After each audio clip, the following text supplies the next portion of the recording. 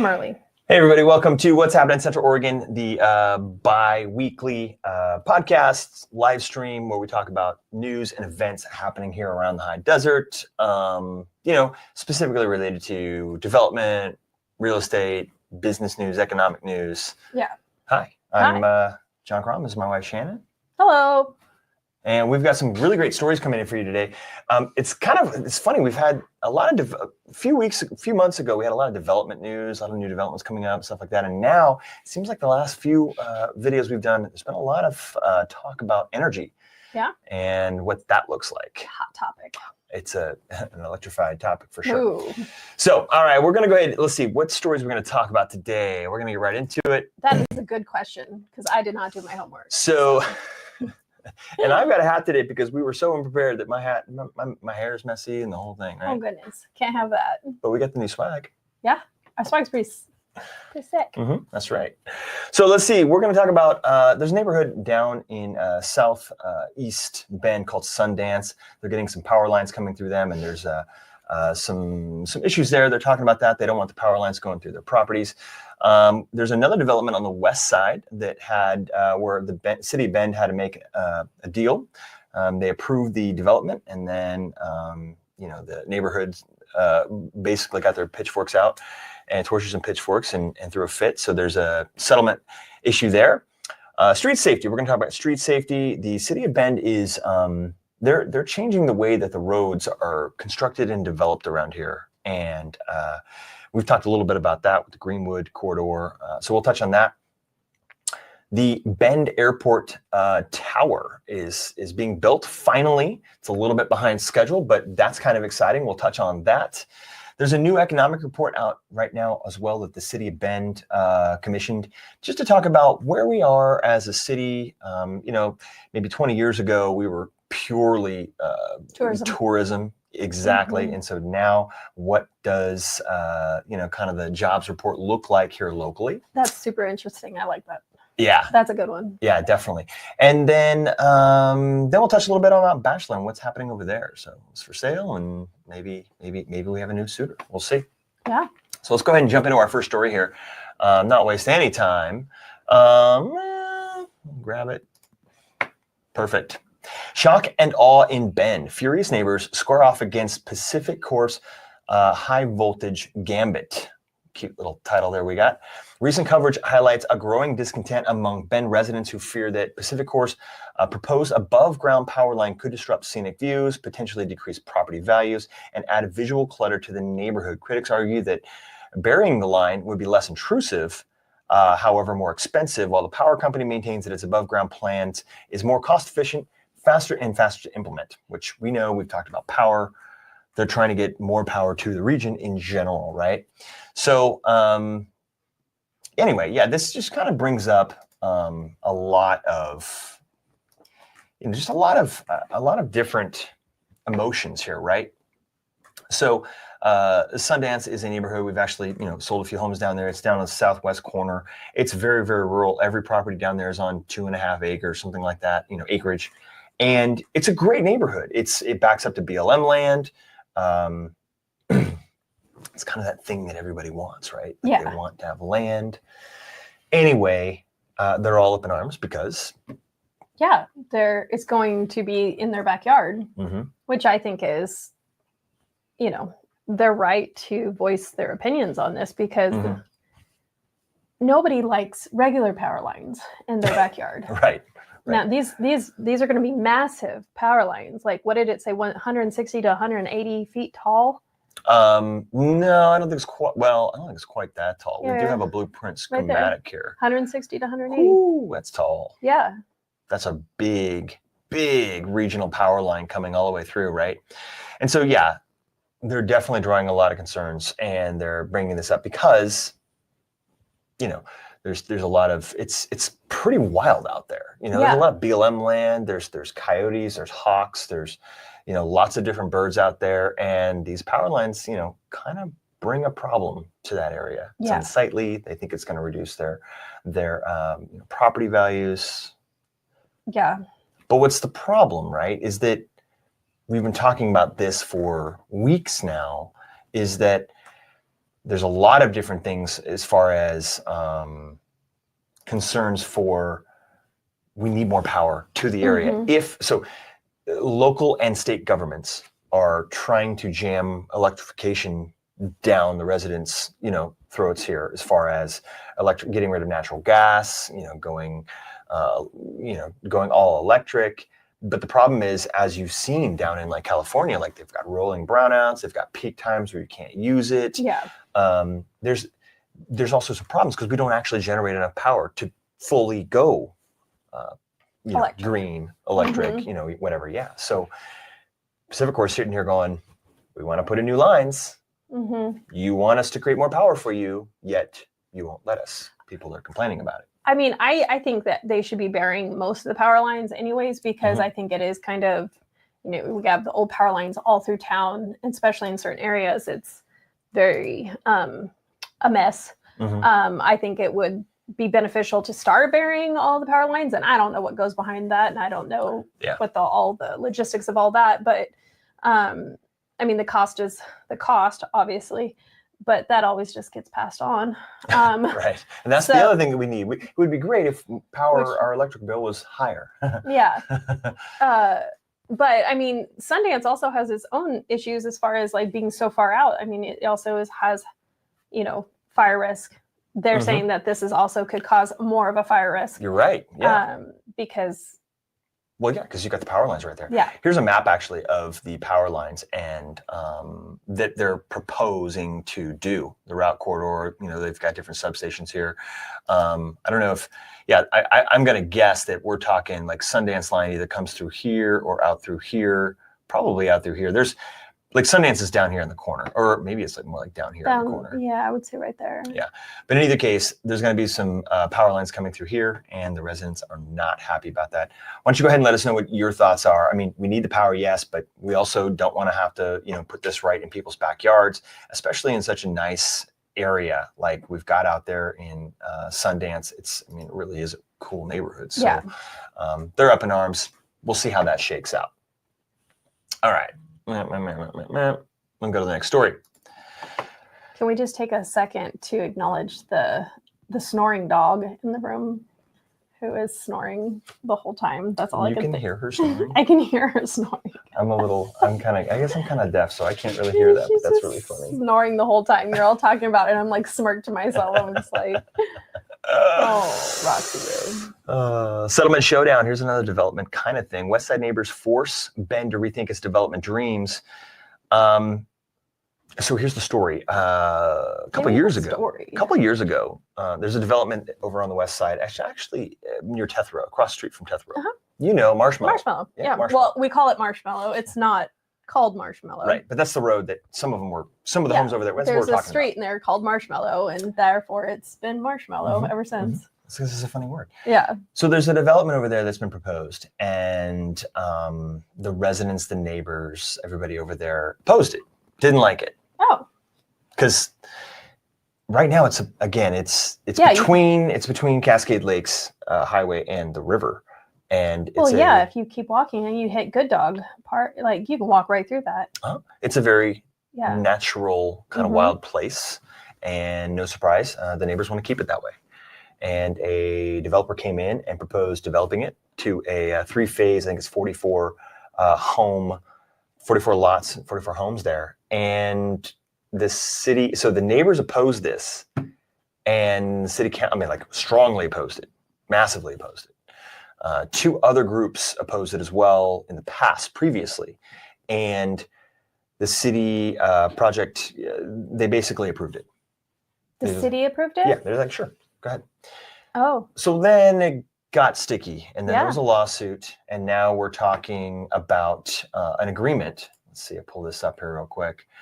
So now it got ugly enough to where we now have an agreement to settle with the homeowners that opposed the subdivision, right? So again, over here, this is Tethrow, this is Cascade Lakes Highway right here, and then this is the development that they're actually currently working on. But this road heads way back here towards the river. Do I have another anything right here? Here we go. Yeah, I mean, we're talking, it's a little hard to see here, but because there's other homes back here. Yeah, there's a few other homes back here, but I mean, we're talking all of this is what we just saw. Mm-hmm. And then it's going to carry back over to here. Like this is all kind of this area here is all going to be a new development. And basically what the city of Bend did, they said, you need to tone it down. Make them a little bit bigger lots. Yeah, bigger lots. Kind of a more natural, it feels more like a county property. Like, actually, here's what's funny. Check this out. Where is it? No. Oh, right here in general. Yeah, this in general, this is Sun Meadow, right? No, Sunrise. Sunrise Village. Sunrise Village. So I think what they're going to do is they're trying to basically have this be more like Sunrise Village. That would be nice. Yeah, so there's not like sidewalks, and it's more rural and county feeling. You know what I mean? And so that's basically what they've approved, and that's now what they're going to start developing. So is this the same developer that did the Marshmallow? I don't think so. Because I just remember them building all of these beautiful, expensive homes, and then they sold a whole bunch of lots off to D.R. Horton at the end, and they brought in like I don't remember. Not the same kind of product. Yes. Yeah, they tried. They tried, but it's not quite the same product. Yeah. That'll be interesting. I don't know. I don't think, and it's funny, you can tell like right here, like this is a well condensed subdivision right here. Mm-hmm. And I think that was the problem, was all these neighbors, they didn't want to see more of this. Yeah. The Sunrise Village neighbors, which are, over here, this way. Yeah. I can't make my mouse move that way. They want it to be more wide open. Yeah.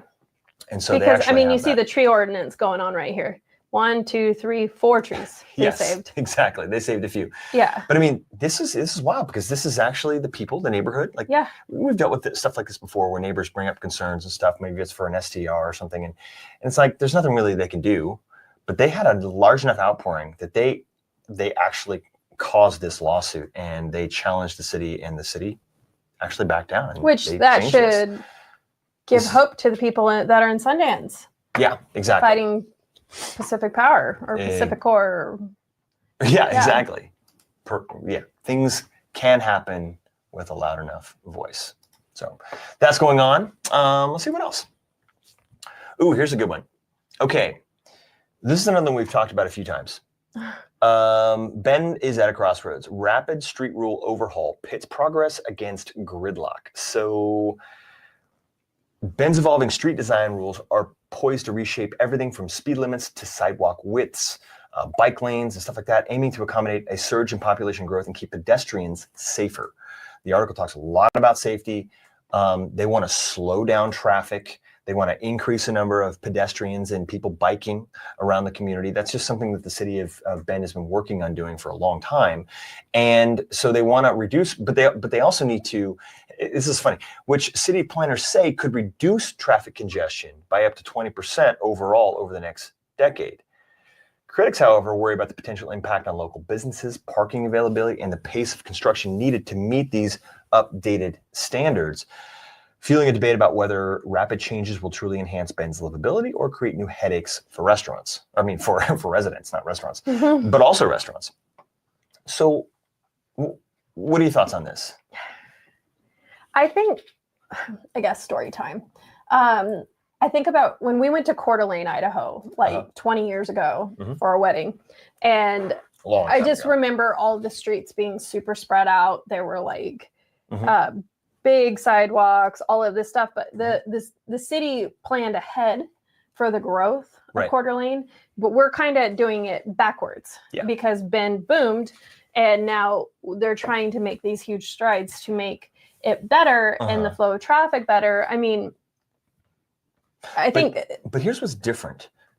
I agree with what you're saying with Coeur d'Alene. Coeur d'Alene has big, wide intersections. Everything's a 4, 5, 6 lane intersection. It's this big swath, people going around, at least around the outside of the city. But here, they want to make it tighter and narrower. They want to make lanes literally narrower, so that when you're driving down, you know how the way Greenwood used to be, it was so tight that you kind of had to go slow, because when you're going right now, you really don't go anywhere. Yeah, and so, but that's not actually even slow. You're just a standstill. And then they made it 1 lane, and now it's just gridlock, right?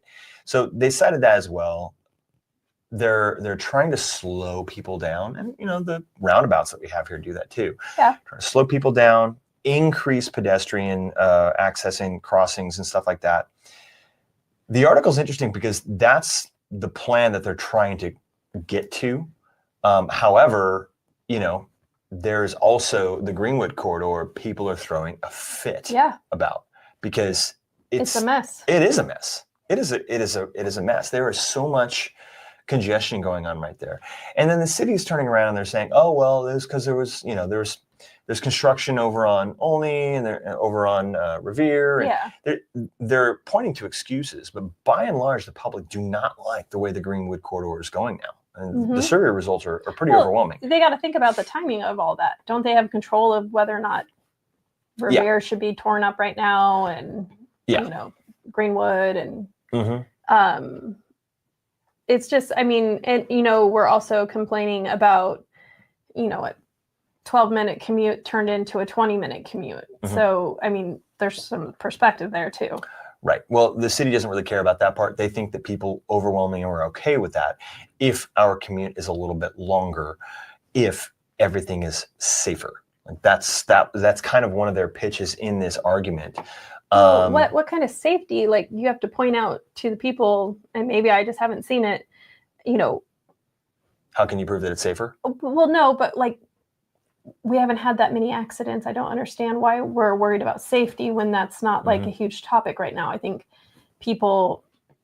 there's other topics that are more important. More pressing? City Councilor Megan Perkins says she's worried people's concerns about traffic congestion aren't being addressed. Yes, good job, Megan. She said 50% of workers in Bend commute, and most of them come by car. Yeah, most of them commute by car. Yeah. There are people that commute. You walk and bike and stuff, and that's awesome. Yeah, that's great. Yeah. I don't disagree with it. She said, quote, I don't disagree with a single thing anyone has said, but I think we have to think about the people that are commuting every single day in this town. Yes, I think there are more people commuting by car than not by car. And we're pushing the people by car to the side and say, no, let's just worry about the people that are commuting by bike.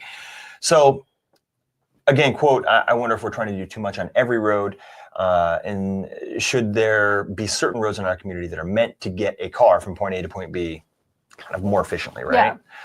Yeah. I mean, at 8 o'clock in the morning, Redmond coming into Bend, the backup of traffic are all the people coming into town to go to work.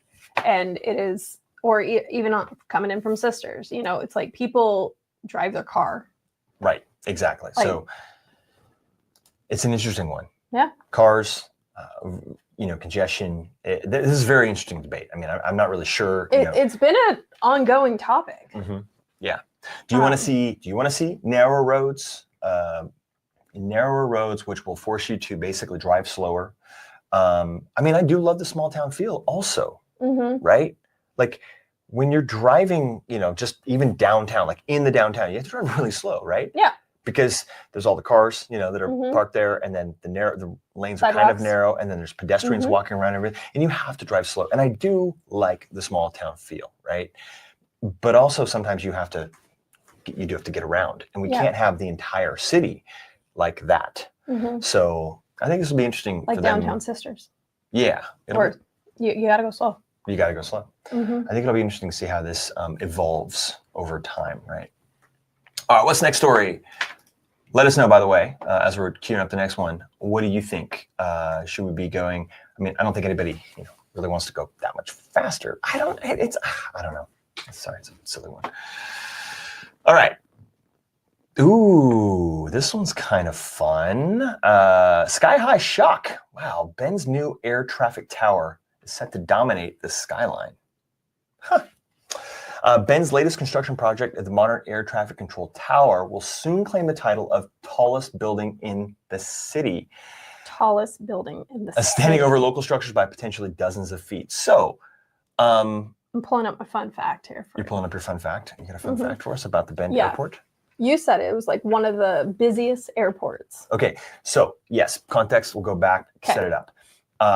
The Bend Airport, not the Redmond Airport, the Bend Airport. Yes, Bend has its own airport, even though Redmond is the commercial one that actually you fly in and out of. It's Bend the cutest darn airport in the world. It is. We actually have a video coming out on Thursday literally about the Redmond Airport. But the Bend Airport doesn't have a tower. And it is actually the fastest I don't know if you're about to like prove me wrong or not, but it's actually the busiest airport in the nation that I'm aware of that doesn't have a tower. And thanks to a grant, I think that we got a couple years ago, we are finally getting a tower at the Bend Airport. Okay. Uh-oh. How many takeoffs and landings do you think happen there a day? Ooh, so there is a, okay, hold on, I'm going to get to that.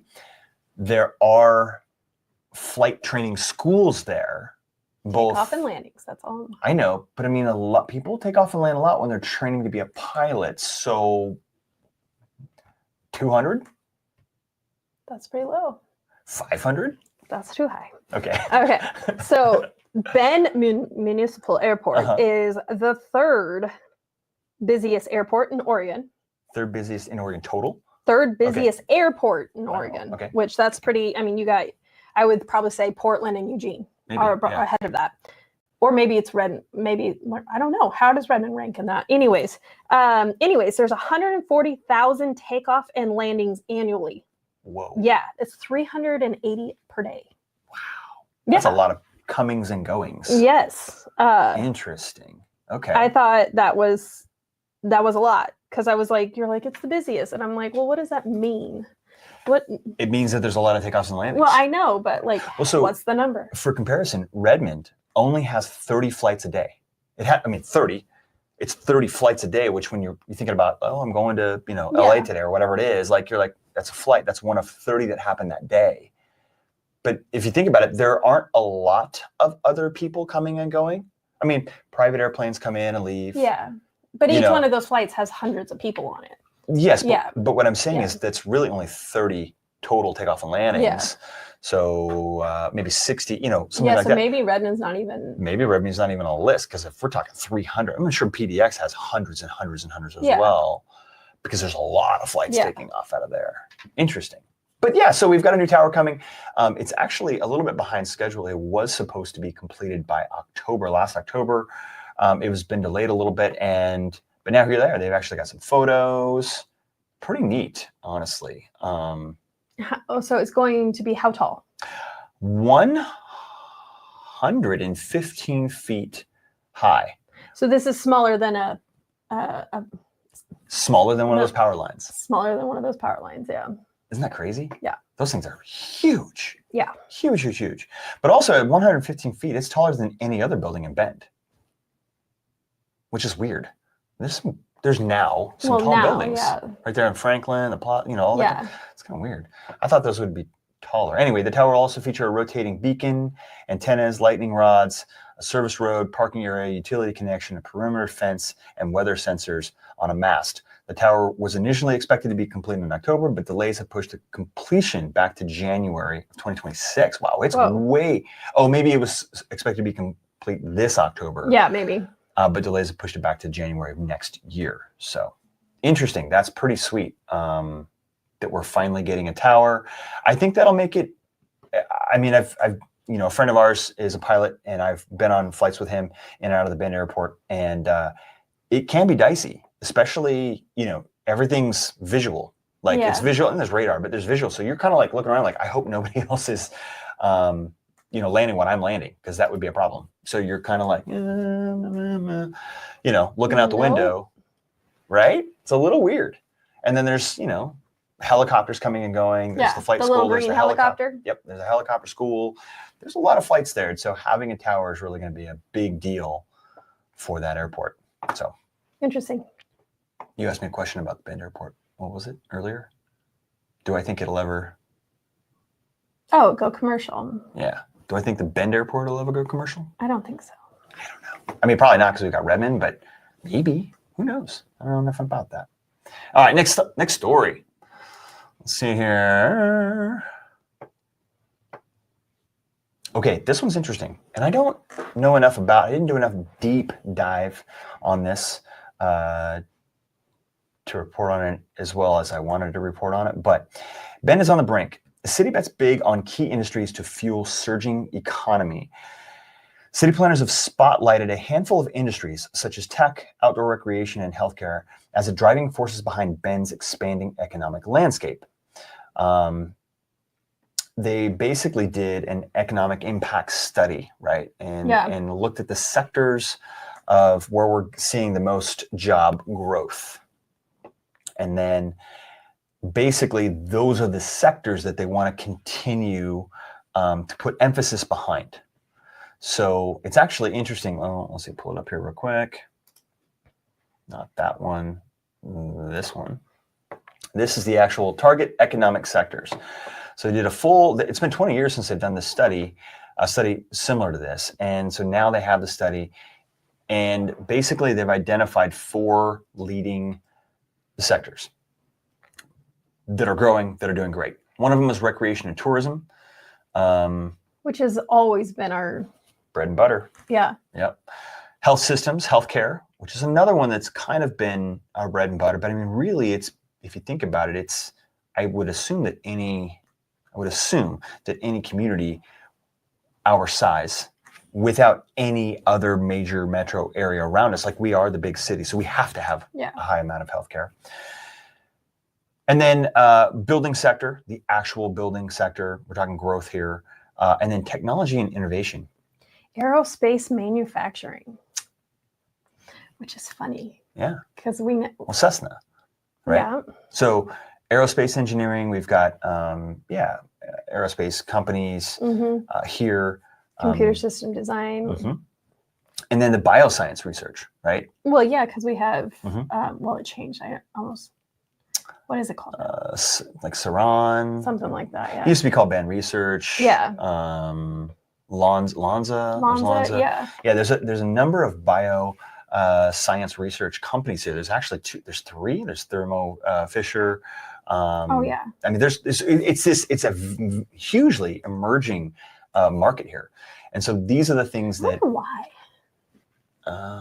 Again, probably because when one starts becoming really well known for being here, it attracts other employees to an area. Yeah. And then there's already a base of people there. So other companies can move in, they can maybe take advantage of employees that, would rather leave that and work for them. And I don't know, it just kind of creates a hub. And that's honestly what the city of Bend wants to do.